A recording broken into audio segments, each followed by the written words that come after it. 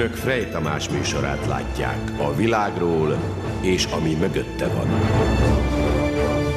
Ez a Frey dosszié. Férfiak, akiket nővé operálnak át. Minél idősebb lettem, annál inkább előjött belőlem a nő. Majd pedig exkluzív interjú Kenneth Starrral, azzal az ügyésszel, aki leleplezte Clinton elnök házasságtörését. A házasságon kívüli szex helytelen dolog. Kifejezetten erkölcstelen. Végül a legrégebbi magyar autó a stúdióban. És hol a gáz? Itt. Aha. Ez tehát a Frey dosszié. A stúdióban Frey Tamás.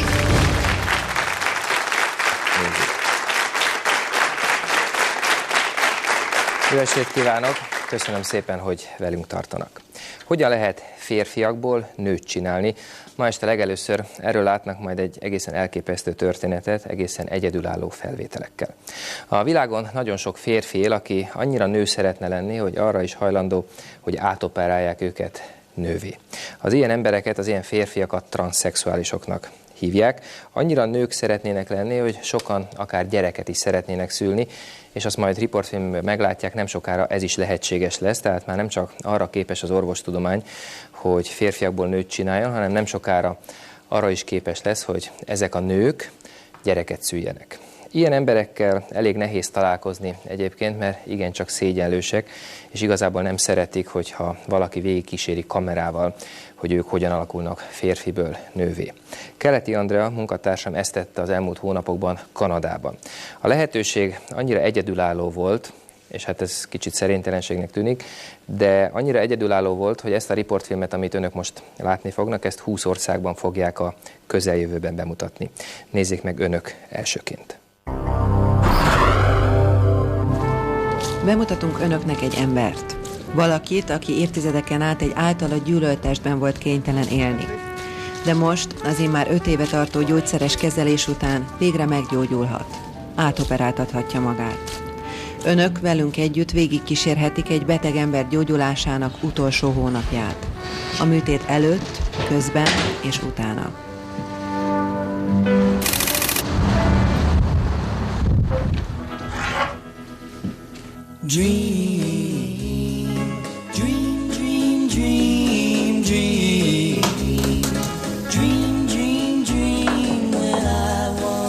Bridget Ellis Nelson olyan nő, aki soha nem lép neki az utcára megfelelő smink és frizura nélkül. Időt és energiát nem kímélve festi ki az arcát minden reggel, általában elég feltűnőre. Pedig amúgy sem lenne hétköznapi jelenség. Cipő nélkül is 2 méter magas.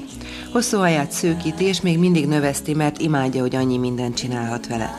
Tűsarkú körömcipőket és lehetőleg kihívó, nagyon nőies ruhákat választ magának. Most 45 éves. 5 éve él így. Azelőtt férfi volt, és Bernard Nelsonnak hívták. Gyermekkorom óta éreztem, hogy más vagyok. De el kellett ezt folytanom magamban. És úgy kellett viselkednem, ahogy azt a környezetem elvárta egy fiútól. Minél idősebb lettem, annál inkább előjött belőlem a nő. 5 éve aztán azt mondtam, hogy elég volt, és elkezdődött az átváltozásom. Akkor éreztem úgy, hogy végre az lehetek, aki vagyok.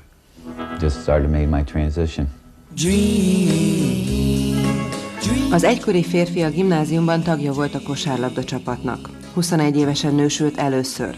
Abból a házasságából 2 fia született. Ők ma már nem állnak szóba vele.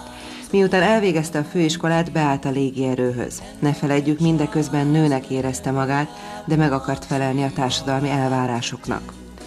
Egyébként a katonaruhája az egyetlen, amit férfi életéből megtartott. 6 évi házasság után 1980-ban elvált.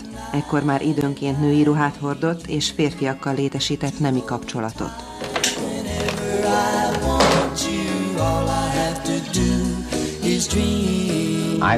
Igazából soha nem tudtam, mit kezdeni a lányokkal. Úgy értem például, az a természetes, hogy a férfiak betérnek egy bárba, és nőkkel mulatoznak.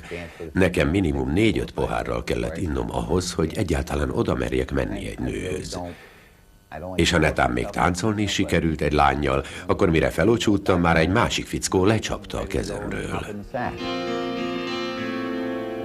Benji, ahogy a férfit akkor nevezték, egy évvel a válása után újra megnősült. Az új feleség Debbie, aki újságírónak készült, de szakács lett. Tudta, hogy férje férfiakkal is él nem életet, és néha női ruhákban jár, de ez egyáltalán nem zavarta őt. Ez egyáltalán nem zavart engem, mert azt akartam, hogy ő boldog legyen. És ahhoz, hogy ő boldog legyen, vállalnia kell saját magát. Mindenki azt kérdezte tőlem, hogy hogyan szerettem belé. Én meg azt szoktam válaszolni, hogy csinos feneke van. Nos, a feneke még mindig ugyanolyan. Debbie elviselte férje másságát, de azt legvadabb álmában sem gondolta volna, hogy egy nőhöz ment feleségül. Pedig férje Benji egyre jobban érezte magát női ruhában. Ezt a seregnél is észrevették, és érdemei elismerése mellett kirúgták. 3 fiúk született. Elsőként a most 14 éves Ty Justin, majd 2 évvel később az ikrek, Michael Ryan és Ian Leslie. A családfő, aki ekkor már számítógép programozóként dolgozott, 12 év boldog házasság után pont a 40. születésnapján jelentette be, hogy nem képes tovább férfi testben élni. A házaspárnak döntenie kellett, vagy elválnak, vagy végigcsinálják együtt az egészet.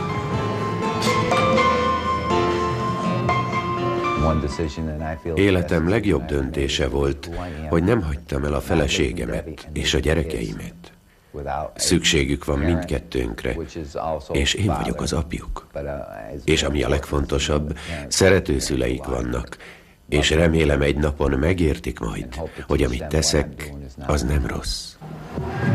Benji ettől a naptól kezdve Bridget Alice Nelson. Kidobott mindent, ami férfi korára emlékeztette, kivéve az egyenruháját. Elkezdődött a hormonkezelés, átalakult az alkata, szélesedett a csípője, megduzzadtak a mellei, de a kettősségnek most vége. Összegyűjtöttek körülbelül 1 millió forintnyi összeget ahhoz, hogy itt Kanadában egy magánplasztikai sebészeti klinikán Bridgetből fizikailag is nőt operáljanak.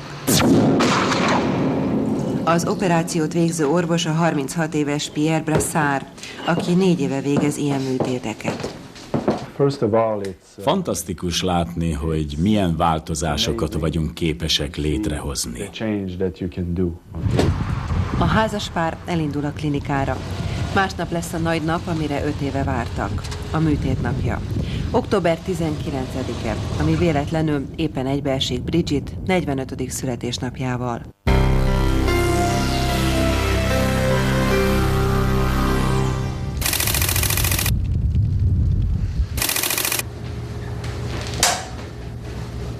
Türelmetlen vagyok, ideges és izgatott.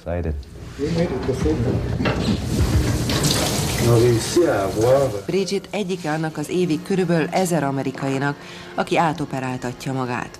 Az Egyesült Államokban egy ilyen műtét 1,5-szer annyiba kerülne, mint itt Kanadában.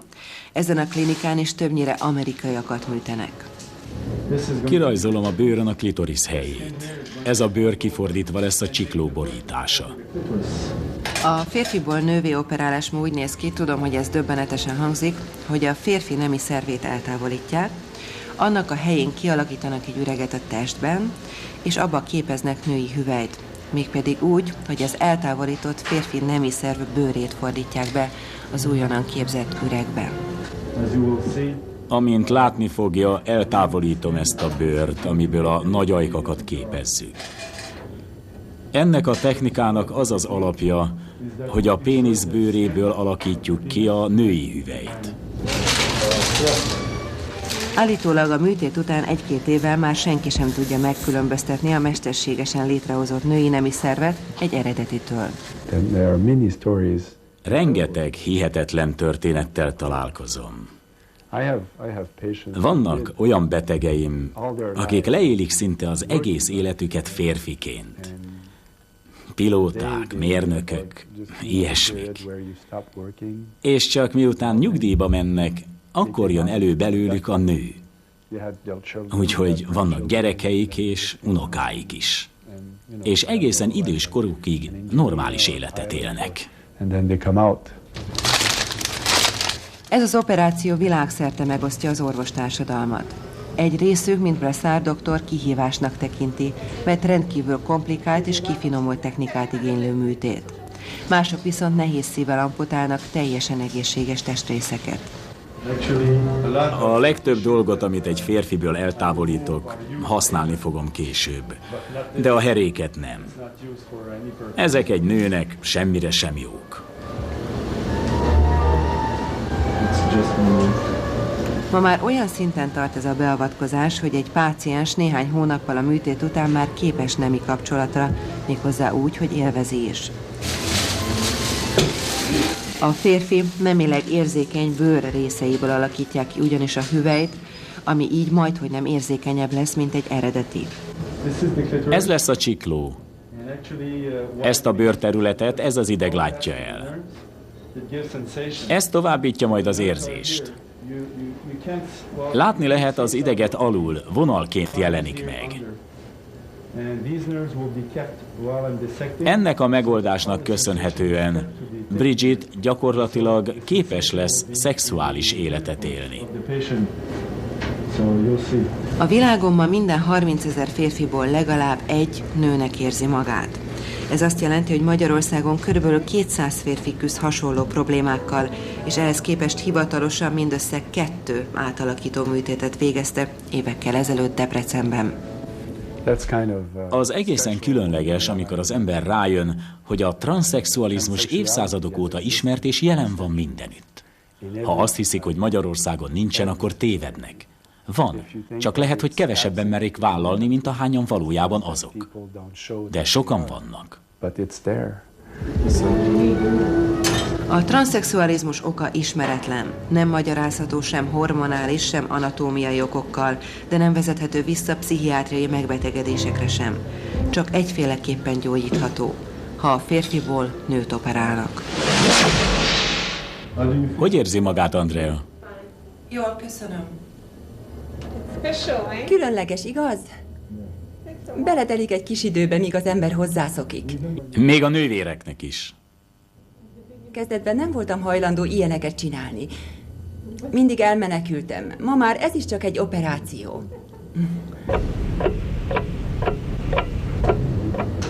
Már majdnem kész. A műtét alig 3 órán át tartott. Még néhány öltés, és Bridget nem férfi többé. Itt vannak a részletek. A nagy ajkak, a kis ajkak, és mögöttük a csikló. Kész. Ennyi volt az egész. Debbie a műtét alatt a földszinten vált. Brassard doktor most lemegy, hogy megnyugtassa az aggódó feleséget. Nos, minden rendben van. Rendben. Tulajdonképpen alig volt vérzés. Jó. Általában sokkal erősebb a vérzés. Nagyon köszönöm.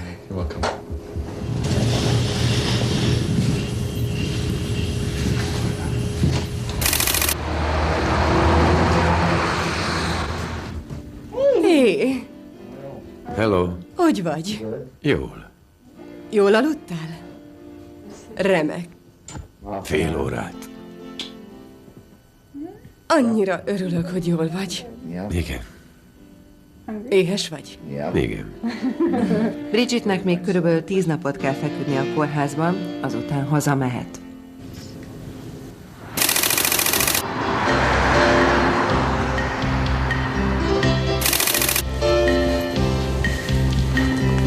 Két héttel a műtét után Nelsonék visszatérhettek abba az amerikai kisvárosba, ahol Bridget egész életében élt. Itt mindenki ismeri őt, és ismerte férfiként is. Nagyon jó újra itthon. Boldog vagyok, mert végre Bridget is az. Itthon vagyunk, és hál' Istennek semmi komolyabb probléma nem volt. Minden megy tovább, és azok lehetünk, akik vagyunk.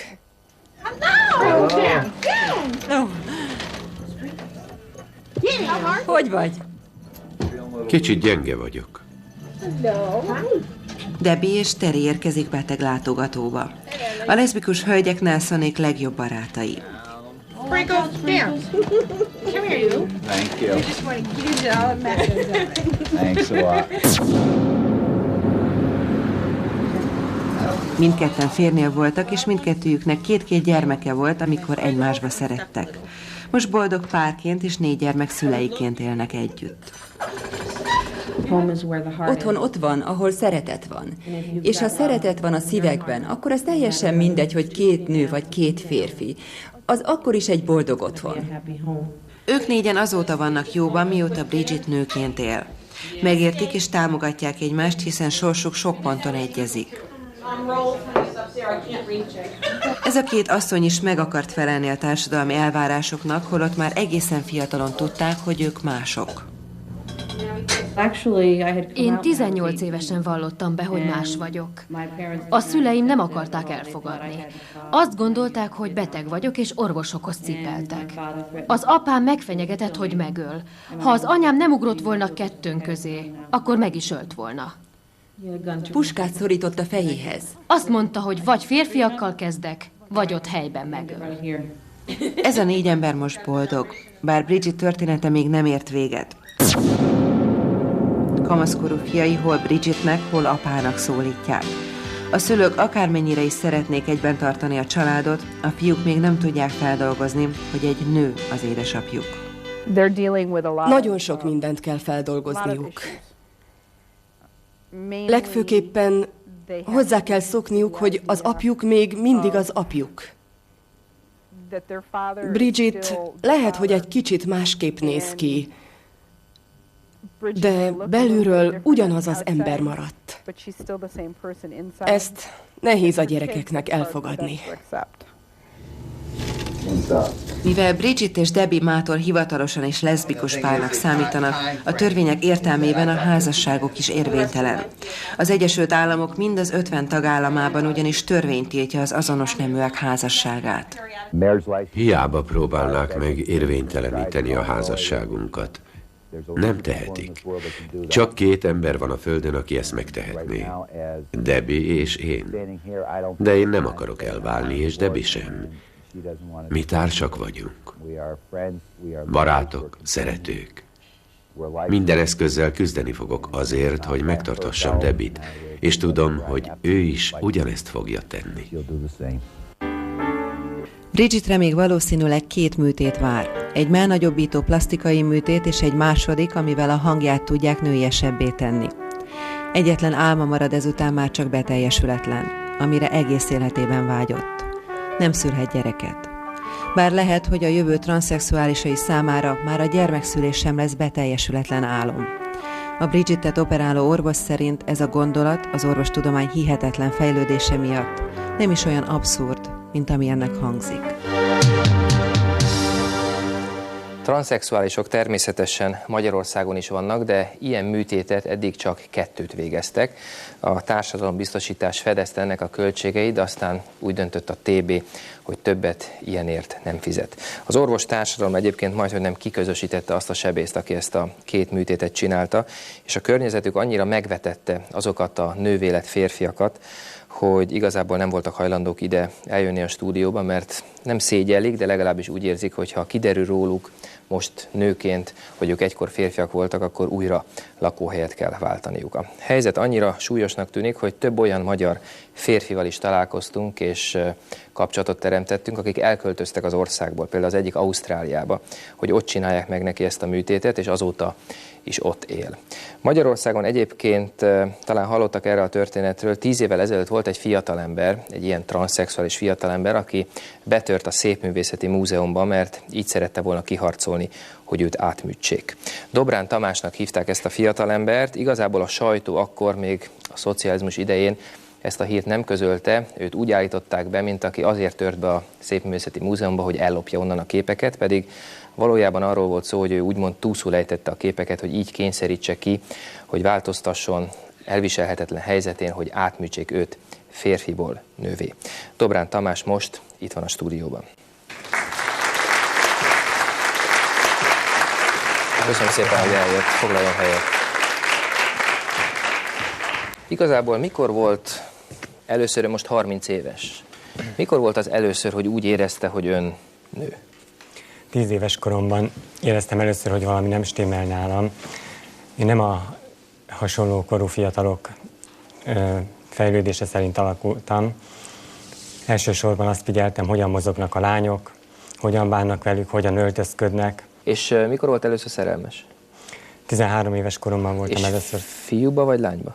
Fiúk iránt éreztem elsősorban vonzalmat, de ezzel együtt volt egy belső kényszerem, hogy fizikailag is megváltozzam. Egy pillanat. Biztos sok nézőnk azt gondolja, hogy ön itt van egy férfi, és ugye a fiúk tetszettek. Hát ez homoszexualitás. Tehát mitől más ez? Mitől volt ön másképpen szerelmes, úgymond egy 13 éves fiúba, 13 éves korában, mint a homoszexuálisok? A transzszexuálisoknak van egy olyan kényszerük, hogy megszabaduljanak nemi szervüktől. Mert? Zavarja őket, ez olyan, mint egy harmadik kéz vagy egy harmadik láb. Tehát vágják le, úgymond. Vágják le. De csak az a belső kényszer, tehát azt érzi idegen testnek, amilyen van, vagy az is egy késztetés, hogy női nemi szerve legyen, hogyha lehet ezt így fogalmazni? Természetesen az is késztetés, hogy női nemi szervem legyen, és a szexualitást ezen keresztül tapasztaljam meg. És miért nem végeztek annó, majd mindjárt beszélünk erről a Szépművészeti Múzeumos történetről is, de miért nem végeztek úgynevezett csonkító műtétet? Tehát, hogyha az a vágy, hogy megszabaduljon a férfi nemi szervétől, ilyet azért a szocializmus idején is csináltak Magyarországon, egyszerűen, hát durván hangzik, levágták. Tehát önnel ez miért nem történt meg, vagy megtörtént? Egy pszichiáternő foglalkozott az ügyemmel, hónapokig kezeltek pszichiátrián, és egy csonkító műtéttel áltattak, mindenfajta vizsgálatokat elvégeztek, majd az lett a vizsgálatoknak az eredménye, hogy kidobtak a pszichiátriáról, és ifjúsági és gyermekpszichológushoz küldtek, azzal, hogy majd visszafordítják a folyamatot. És amikor betört a Szépművészeti Múzeumban, az azért volt, hogy ilyen csonkító műtétet kiharcoljon, tehát nevezzük neve, hogy levágják, vagy pedig akkor már tudott ilyesmiről, hogy át lehet teljesen alakulni, és ezt akarta kiharcolni? Hát először is egy papucsba felmásztam a renováló liften, 2 háztetőn mentem keresztül, mire eljutottam addig az erkélyig, ami az egyes olasz képtárba vezet. Ott a ridikülömmel betörtem az ablaküveget. Ja, mert ridikülje volt? Igen. Lányként tört be, vagy fiúként? Lányként, akkor már női ruhát hordtam. Teremről teremre szaladgáltam, majd amikor meghallottam az őrök hangját, zöldségpucoló késemmel sakba tartottam egy képet, ami nekem rokonszenves volt. És aztán mi történt? Eredeti elképzelésem az volt, hogy a helyszínre hivatom az egészségügyi minisztert, és kérni fogom, hogy igenis operáljanak nővé, de a helyzet másképp alakult, hallgatásba merültem, és addig tartottam a képet, amíg az őrök fegyverhasználási engedélyt nem kértek. És akkor feladta? Akkor feladtam. És akkor börtönbe került, több mint 2 évet volt börtönben. Ugye a magyar börtönökről sok rosszat lehet hallani, de mondjuk önnek akkor ott hirtelen lettek homoszexuális élményei? A börtönben tapasztaltam meg először, hogy mit jelent számomra a szexualitás. Nem töltött el igazán jó érzéssel, sőt meggyőződhettem róla, hogy hosszú távon én így nem bírnék élni. Elemi erővel tört ki belőlem a női alakulás vágya, tehát a börtönben ez a késztetés még erősebbé vált. De ez mit jelent? Tehát végül is akkor ott férfiakkal volt nemi kapcsolata, és ha jól értem, akkor most is tulajdonképpen azért küzd, hogy hát majd átalakuljon, és férfiakkal lehessen nemi kapcsolata. Tehát mi a különbség? Erre nem tudok válaszolni. Hát meg gondolom van, tehát vagy ez túl intim? Ez túl intim. Jó. Akkor ugorjunk egy kicsit időben, mert aztán úgy tudom, hogy önnek csináltak mellett. Tehát azért ez elkezdődött, és most nem látom a melleit. Igen. Azt utána visszacsinálták? 3 hónapos beavatkozás során egy mellfelépítést végeztek nálam. 80 B-s melltartót viseltem. Ez egy elég nagy méret. És akkor utána miért nincs most melle? Tehát ezt miért vették akkor mégiscsak le? Összecsaptak fejem felett a hullámok, egy férfi szállóra kellett kerülnöm, és mivel melleim voltak, nem tudtak sem elhelyezni, sem a női szállón, sem a férfiak közé. Úgyhogy nekem kellett a helyzethez alkalmazkodnom, és le kellett operáltatnom a melleimet. Mert csak így vették be a férfi szállóra. Fel a férfi és a nőibe meg nem vették fel? Oda nem. És ha jól értem, akkor ugye most eléggé nincs kilátás a műtétre. Ön ezt most végleg föl is adta 20 év küzdelem után, hogy most már elég volt, tehát végül megadta magát, nem lesz önből sose nő? Én valahol reménykedem benne, hogy lesz még egy pont az életemben, amikor megváltozik minden. Egyenlőre nem sok reményem van rá. Mert kéne hozzá pénz, ha jól értem. Hát elsősorban 1 millió forint körüli összegbe kerül Magyarországon is egy ilyen beavatkozás. Tamás, köszönöm szépen, hogy eljött hozzánk. Én is köszönöm Köszönöm. szépen. Köszönöm.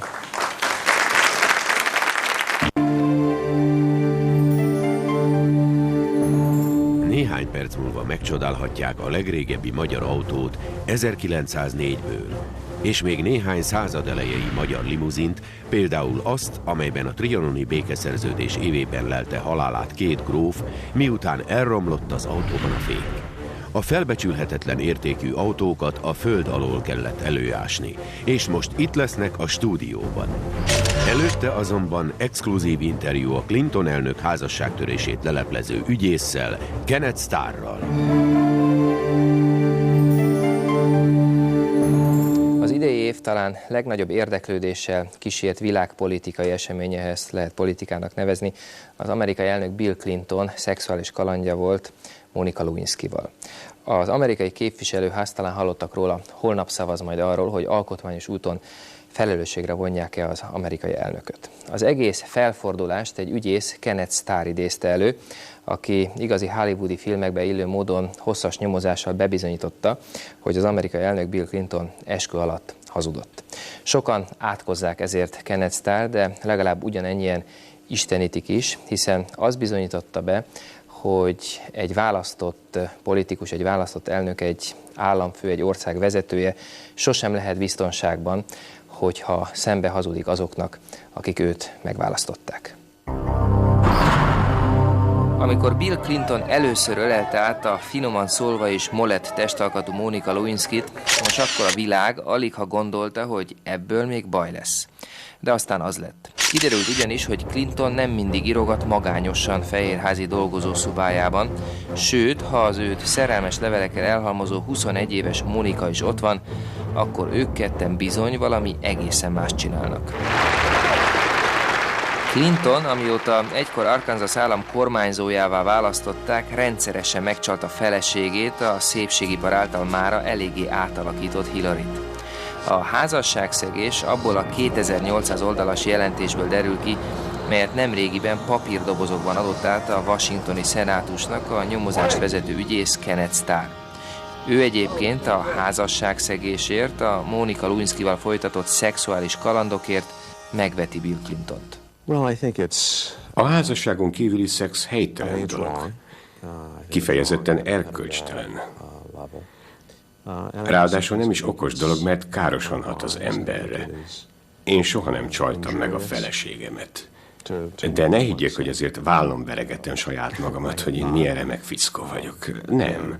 Egyszerűen csak kötelességtudaton és felelősség teljesen élek. A dolgozószobámban kikezdeni egy beosztottammal, úgy, mint Clinton, hagyni, hogy a nő felizgasson, közben meg csókolgatni őt, hát ez szerintem iszonyú felelőtlenség. Hogy Kenneth Starr és ügyészekből álló csapata megvetendő erkölcstelenségnek tartja a házasságon kívüli szexet, nos ez aligha lep meg bárkit is. Az egykor lelkipásztornak készülő ügyész fiatalkorában ugyanis olyan erős vallásos nevelést kapott, hogy iskolatársaival nem csak moziba nem járhatott, de még táncolnia sem volt szabad. Nem, valóban nem táncolhattam. De nem is akartam, mert tiszteltem a szüleimet, akik ezt megtiltották. Az osztálytársaim eleinte ezt nem értették, de aztán elfogadták, hogy a saját normáim szerint próbálok élni. Kenneth Starr végül egy hozzá hasonlóan jól nevelt New York-i lányt vett feleségül, akivel már 28 éve élnek, állításuk szerint boldog házasságban. Kenneth Starr és felesége a kezdetektől fogva ebben a Washington melletti házban lakott, innen soha nem költöztek el. 3 gyereket neveltek föl, akik apjukhoz hasonlóan szeretik a rendet és a cipőpucolást. Valóban szeretek cipőt pucolni, már gyerekkoromban is szerettem. Persze azért kisráckoromban nem ez volt a legnagyobb szórakozásom. Többnyire olvastam, és megpróbáltam jól érezni magam, de nem úgy, ahogy azt az osztálytársaim tették. Nem voltam tipikus tínédzser. Nem futottam a lányok után, de azért sok barátom volt. Ha önökben esetleg most fölmerült a kérdés, hogy jó-e, ha a világ legnagyobb befolyású embere az amerikai elnök elleni nyomozást ez a meglehetősen prűd férfi vezeti, Nos, akkor ne felejtsék, hogy Európából nézve egész Amerika prűd. Én nem vagyok az. Tévednek, ha azt gondolják, hogy prűd vagyok, meg puritán, és ezért szexrendőrnek tartanak. Nem azért nyomoztam Clinton után, mert megcsalta a feleségét, hanem mert ezt eskü alatt tagadta, vagyis hazudott. Ez az ellene folyó per lényege. És ha már a prűdségről esett szó, maga Bill Clinton is templomba járó ember. Hiszek Istenben, a hibáimat csak ő tudja helyrehozni. Mint látják, a templomban az elnök a prédikációk hatására rendszeresen elsírja magát. Rossz akarói szerint persze csak színészkedik, mert valójában Monica Lewinsky jár a fejében, meg a szivarja, melyet Monikával közösen szexuális játékokra használtak. Clinton utálói legalábbis ilyeneket szoktak mondani. Szóval meglehetősen furcsa és pikáns történet ez, úgyhogy nézzük, miként is kezdődött.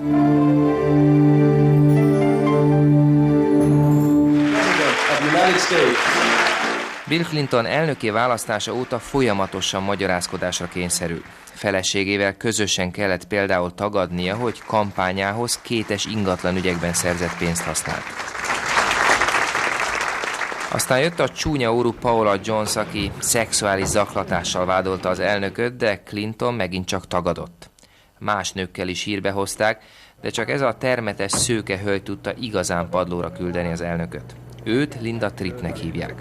Amikor Monica Lewinsky 3 évvel ezelőtt gyakornokként a Fehérházba került és szexuális kalandokba keveredett Clintonnal, nos akkor Monica telefonon óvatlanul mindent elmesélt legjobb barátnőjének, ennek a hölgynek, Linda Trippnek. A 190 centi magas asszonyság, mintha csak egy szappanoperában élne, titokban fölvette a telefonbeszélgetéseket. Így aztán a fehérházi légyottok, Clinton és Monica Lewinsky kisé pervers pásztorórái pontosan dokumentálva lettek. Linda Tripp a magnószalagokat, mivel utálta Clintont, átadta az ügyésznek, Kenneth Starrnak, és ezzel útjára indult a gyönyör. A kérdés nem az volt, hogy csapdába estem-e, hiszen ez, amikor megkaptam a magnószalagokat, rögtön világossá vált. Monica Lewinskyt ugyanis nem lehetett figyelmen kívül hagyni, innen már nem volt visszaút, ez csapda volt. Csak előre menekülhettem. Valakinek ezt a munkát is el kellett végezni, úgyhogy nyomozni kezdtem az elnök után. Méghozzá nem is akárhogyan. A nyomozás elején Clinton mindent tagadott, még azt is, amit talán nem is kellett volna. Például, hogy ajándékokat kapott a szerelmes Monikától. Beszélt ön elnök ura titkárnőjével, hogy az vegyen át egy csomagot, benne ajándékokkal Lewinsky kisasszonytól? Nem, uram, ez nem igaz. A fehérházi légyottokat rögzítő magnószalagokat ismerve Kenneth Starr számára ekkor vált világossá, hogy a Fehérházban ülő elnök hazudik. És ezt, mint mondja, nem hagyhatta. Megmondom, hogy miért voltam ettől a hazugságtól meglepve. Nem rólam volt ugyanis szó. Nem az én erkölcsi értékeimről, hanem Amerika erkölcseiről és törvényeiről. A legfelsőbb bíróság előtt senki sem tanúskodhat hamisan, még az elnök sem. Erre nincs mentség. Eskü alatt nem lehet hazudni. Soha, soha, soha. A magnószalagok Monica Lewinskyt is kínos helyzetbe hozták, hiszen eleinte ő is tagadott, úgyhogy őt is perelni lehetett hamis tanúzásért. Kenneth Starr itt a New York-i Ritz szálló egyik szobájában titokban találkozott Monikával és egyezséget ajánlott. Ha a lány Clinton ellen vall, akkor nem állítják bíróság elé. Találkoztam a tanúval, Monica Lewinskyval, és miután megegyeztünk, hogy őt nem állítom bíróság elé, mindent elmondott őszintén.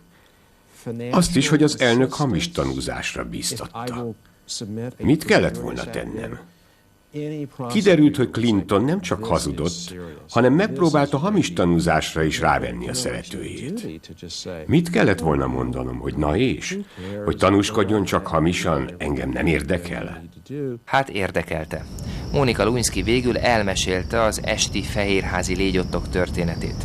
Ebből lett a 2800 oldalas Starr jelentés, melyet bárki elolvashatott az interneten.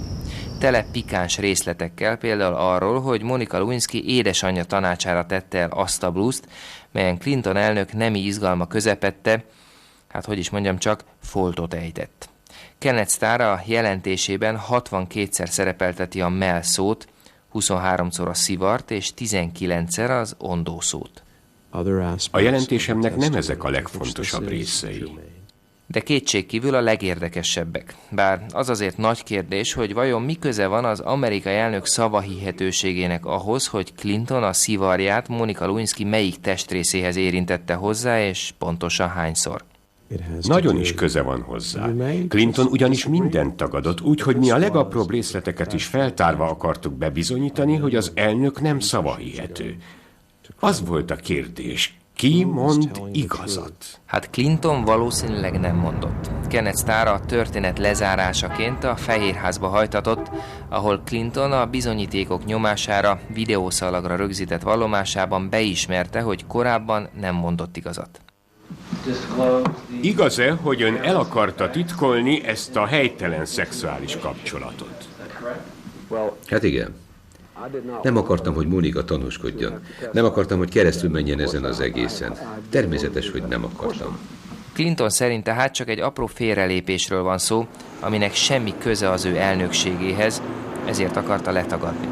Clinton ellenfelei szerint viszont az ügy bebizonyította, hogy az elnök nem szavahihető, ilyen ember pedig ne legyen az Egyesült Államok elnöke.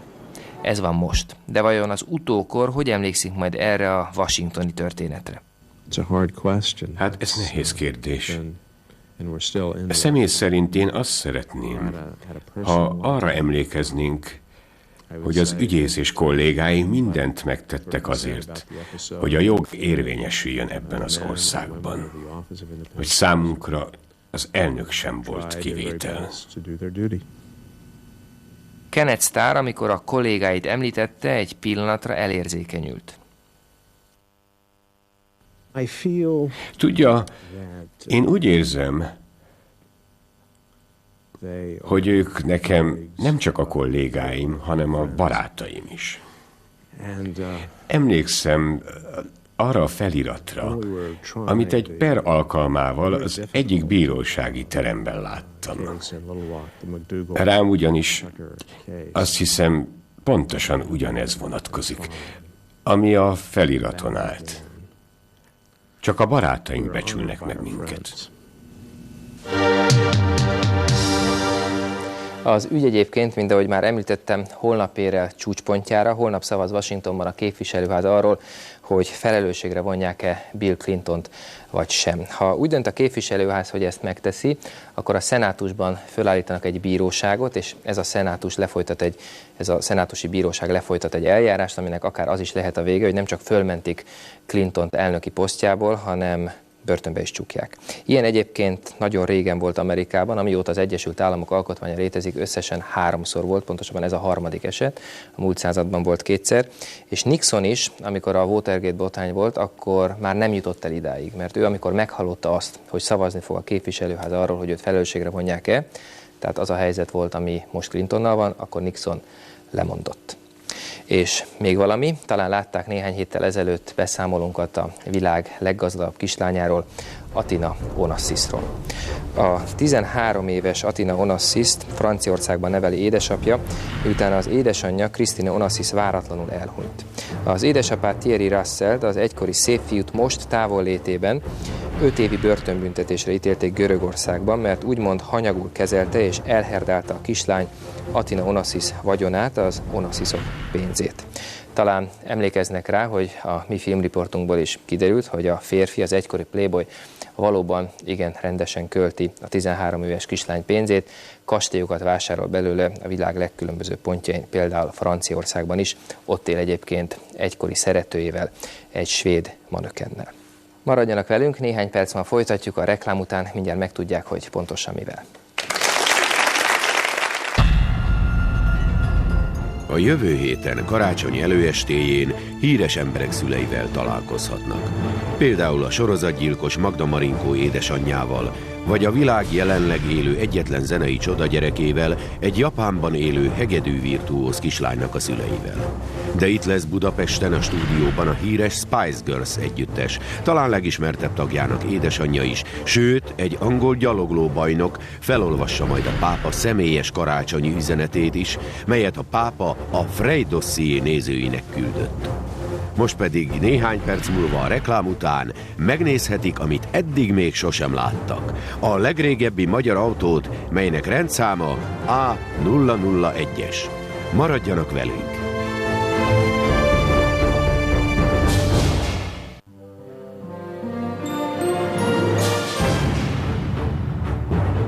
Szilveszter előestéjén Copperfield-del találkozhatnak.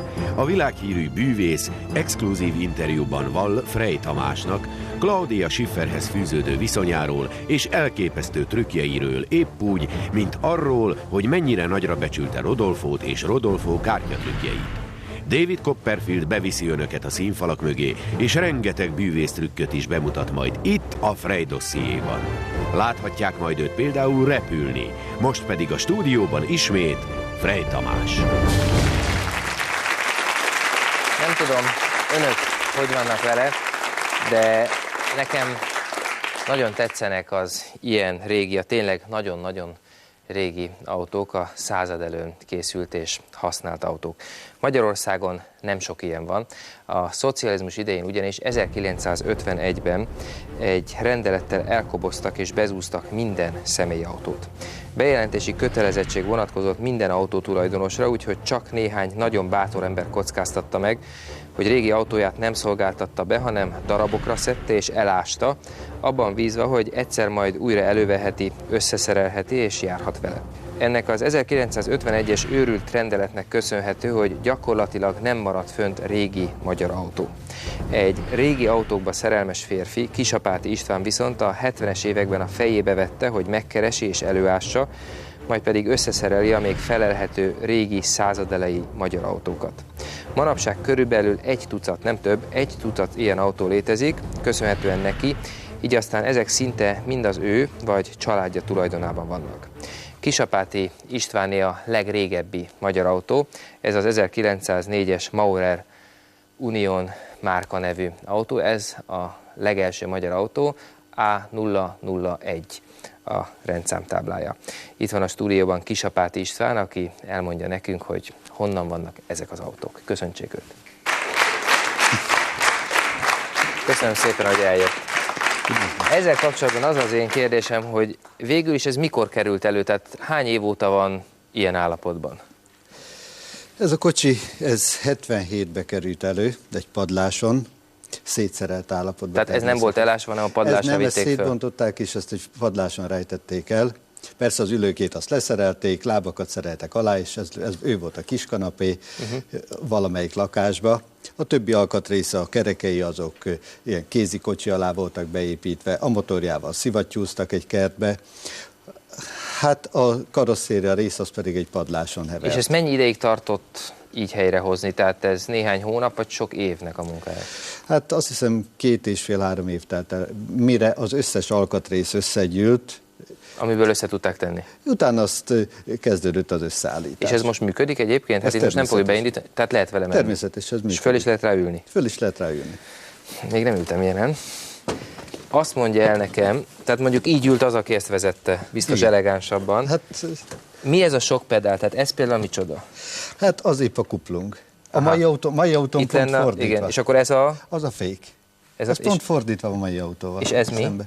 Az a sebességváltóhoz egy rögzítő szerkezet, ha azt a pedált nem nyomja meg, akkor nem tud sebességet váltani. Aha, tehát 2 kuplung, ezt is nyomni kellett, meg ezt is nyomni kellett? Igen, igen. Hát ennél is még bonyolultabb ez. Mert hogy? Mert hogy ezzel a karra is kezeljük az autót, ha előre tolik, akkor befékez az autó, most nem lehetne mozgatni, és ha hátra húzzuk, akkor úgy szintén akkor működik az autó. Akkor elindul. Tehát ez is kuplung, meg ez is kuplung. Nem, az sebességváltó. Vagy sebességváltó, ez is kuplung, meg ez is kuplung. És hol a gáz? Itt. Aha. De akkor már nem tudom, hogy hány kezem kell, hogy legyen. Ezt most leteszem, de akkor ugye rálépek erre, itt nyomom, és ezt mivel fog... Hát majd ezt kézzel, ezt itt kell kapcsolni. De akkor a gáz az körülbelül úgy... Az pedig igen, hát ezek a motorok azért nem voltak annyira szabályozhatók. Ez milyen gyorsan ment? A végsebessége a kocsinak? Igen. 45 km/s sebesség. És fölfelé kellett húzni, hogy gyorsabban menjen, vagy nem, lefelé kellett nyomni. Mivel világított ez? Tehát ezek a lámpák, nem látom rajta a dinamót, meg sok mindent, szóval ez hogyan égett? Hát ebben az időben azért még elektromosság nem volt a kocsikon. azaz, hogy nagyon kevés. Esetleg az, ami a gyújtást adta, hát ez aztán nagyon minimális kis gyújtószerkezet volt, ami volt rajtuk. A világítást azt vagy gázzal, karbittal és vízzel, acetilén-gázt fejlesztettek, azzal világítottak, vagy pedig petróleummal. Tehát a szolga szépen betöltötte, szépen begyújtotta. Így van, akkor kinyitotta ezt a kis ajtócskát, gyufát gyújtott és begyújtotta itt az égőt, és akkor beszabályozta a fényt, és elindulhatott a sötétségbe. És ennek jó fényereje volt egyébként? Hát ezzel azért végül is látni nem sokat lehetett vele. Hát az jó. És kik jártak ilyen autókkal? Tehát most például nézem ezt a másikat is. Tehát az időtájt a 900-as évek elején ki engedhette meg ezt magának? Ez mondjuk gondolom egy nagy drága autó volt a maga korában? Hát ez akkor 2500 márkába került, 2500 aranymárkába került. Ez egy olyan középkategóriás, vagy talán attól is olcsóbb autó volt. De ezzel grófok jártak, arisztokraták, gondolom az ilyenekkel. Többnyire. Ha utána nézünk azt, hogy Magyarországon annak idején kik vásároltak autót, azok grófok, bárók voltak, vagy órásmester. És mondjuk most előre ugrunk az időben, ez 1918, egy Laurent Clement, jól ejtem? Igen. Ez egy grófnak volt az autója? Ez már egy luxusabb kategória, itt már elektromos lámpákkal szerelték föl, holott ebben. Tehát ez már dinamós? Ezen már önindító is volt, dinamó is, hát persze kurbliba is lehetett indítani, de ezen már volt önindító is. Ez már azt jelentette, hogy ezek az autók, ezek már egy korszerű, drágább kocsiknak számítottak. Üljünk ebbe is bele, Azt észrevettem, mert ezt tanulmányoztam, hogy ott nincs ajtó, csak itt. Igen, ebben az időben a sebességváltók azok még nem a kocsi szekrény belsejébe helyezkedtek el, hanem ezek többnyire a karosszérián kívül helyezkedtek el, hát ez véget ott nem lehetett beszállni. Ja, mert itt ki kellett hajolni, és igen, itt kellett... ki kellett hajolni, és úgy lehetett sebességváltó. Ez ugyanaz a kettő típusú, ugyanolyan jellegű, ugye? Igen, ott kézifék és sebességváltó. És akkor most vagyunk a túra kipufogónál, az igen, itt a negyedik pedál. Hát ezt most a nézők nem látják, de egy csomó pedál van. Igen. És az mi volt? Hát ez a túra kipufogó, ez a városon kívül értek, akkor ráléptek a túra kipufogóra, ekkor hangosabb lett a kocsi valamivel. És ez mire volt jó?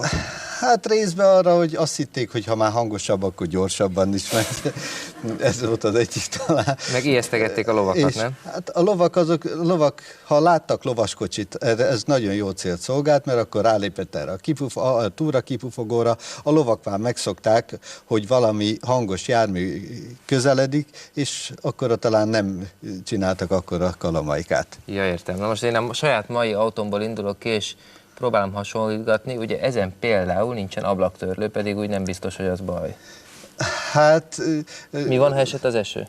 Hát, ha esett az eső, akkor is megoldották, mert akkor kinyitotta ezt az ablakot egy bizonyos szögbe, és az eső az általában egy bizonyos szögbe esik, és akkor az ide verte erre az üvegre, és ezen a kis nyíláson pedig ki tudott nézni a sofőr. Ja, akkor volt az autózás, mint az ilyen, nem akarom mondani kik, akik így autóznak manapság. Hát hogy... De ugye milyen jól lehet látni azon a kis nyíláson? Hát egy centit jól látom. Na hát... Pont azt kellett látni. Igen, azt kellett látni. És egyetlen egy belső óra van, ez ugye mit mutat? Gondolom a sebesség. Ez kilométer, tehát ez... 80-nal ment? Ez 80 kilométeres sebességgel. Kiszállunk? Hát... Megelégedett. Ebben meghalt ugye a Varga gróf, aki ennek a tulajdonosa volt, jól tudom? Igen, a legendák szerint, akitől én vásároltam, az elmondta, hogy ezzel a kocsival a 20-as évek elején... Be lehet csapni? Nem, ez ilyen patentre működik. Hopp. A 20-as évek elején Mátrába egy kirándulást tett a két gróf, és egy technikai ok véget nem tudtak fékezni, és olyan sebességgel kezdtek aztán a kocsival gurulni a Mátrába, hogy nem tudták már az úton tartani, és nem volt benne airbag, meg biztonsági, igen, azt nem volt, fölborultak vele, alatta vesztek. Hát ekkor már nem volt tovább tulajdonosa, nem kellett a családnak. Akkor bekerült az akkori Laurent Clement Skoda képviselethöz, mert akkor már bekapcsolódott a Skoda a Laurent Clement gyártásba, és onnét vette meg a második tulajdonosa, És aztán ön tőle? Én tőle vettem meg. De vérnyomok, most nagyon morbid a kérdés, mert nem voltak rajta, tehát már nem látszott rajta, hogy ebben meghaltak emberek. Az nem látszott rajta, mikor én megvásároltam, még a törések nyoma meglátszott, sőt, ma is még vannak olyan nyomok, mikor fölnyissuk a ponyvát, akkor azok a fatartó szerkezetek, ami ezt a ponyvát tartsa, hát azok még ma is úgy vannak lemezzel összeszegelve, ahogy annak idején kijavították. Még azt szeretem volna megkérdezni, mert biztos a nézőkben is fölmerült, hogy az, ami önön van, ugye ez egy korabeli autós ruha, tehát ez nem utólag úgy szabták, hogy volt, hanem ezen 1920-ban, 10-ben. Igen, ez egy ilyen korabeli autós ruha. A cipő az mikori? Ez is ugyanolyan öreg. Ha megnézzük, ez már vízmentesített csizmafej hozzá. Könnyen lehet kibefűzni. Aránylag nem volt ezt nehéz fölvenni ezt a Tudja az évjáratát? Tehát tudjuk, hogy ez a csizma mondjuk 1900... Hát az évet én pontosan nem tudom, de ez a 10-es években használtak ilyen csizmákat. Köszönöm szépen, hogy eljött hozzánk a stúdióba. Önöknek nagyon szépen köszönöm a figyelmüket. Legközelebb egy hét múlva lesz dosszié a szokásos időpontban, tehát szerda este 20 óra 55 perckor. Hogyha még várnak egy percet, akkor egy percen megtudják, hogy pontosan mi lesz a jövő heti műsorban.